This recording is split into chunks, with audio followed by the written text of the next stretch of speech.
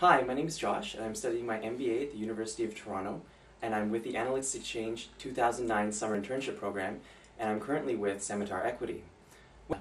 I think that M&A was really interesting. Like, I've always, the problem, especially for me, coming from an engineering background, Right.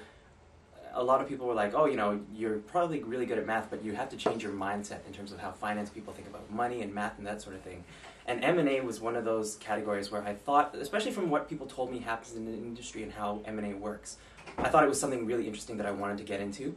But it wasn't until I actually came here, and then you actually did the model for how to do M&A, where you do the consolidated statements, you put them together, Right. and then you talk about how you actually purchase the company, how you raise the sources of funding and that sort of thing. That made it very real, and also something understandable. So like, you've actually turned the, sort of this myth I've heard about how M&A works into something where the numbers can actually be put together.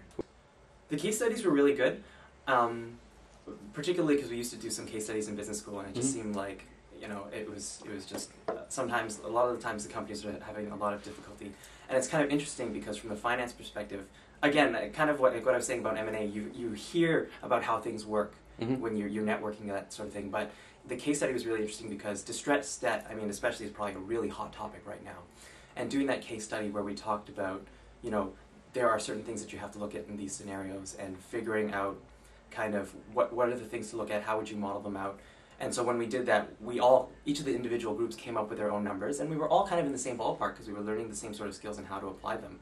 And then when John Serbin kind of showed us how his answer was, and that we weren't too far off the mark, and there was a lot of interesting, that you could actually take the skills we had, use them, and then you would come up with good answers. Good. Scimitar, we're doing equities research, so we've been assigned a lot of public companies in a really interesting healthcare space.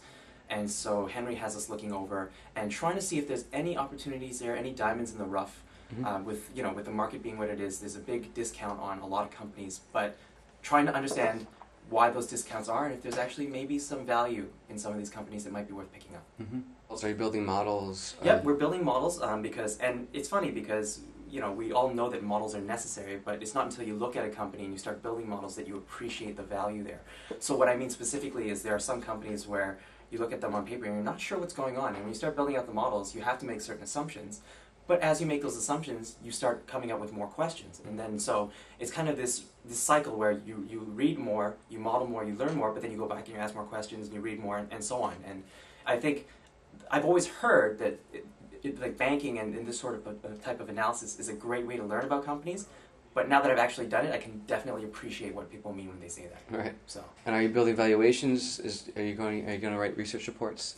Yep. So we'll be writing valuations. We'll be doing research reports based on where we think the companies are going to be, how their products are doing, how their operations are, and that sort of thing. Will you be writing the reports? Yes, we will be writing. We've actually got a fairly large report for the entire healthcare sector. There's quite a large number of companies involved, so our team is actually breaking it up.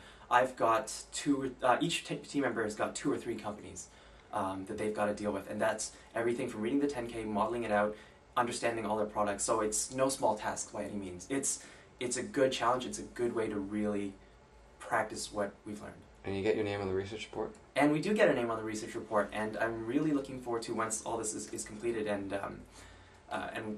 we've it's public and all that sort of thing, that at some point I can go to potential employers and say, I've done real work that other people have used. People have put their positions in the stock market based on the work we've done, and I think that goes a long way besides just saying I read a finance book in high school or university.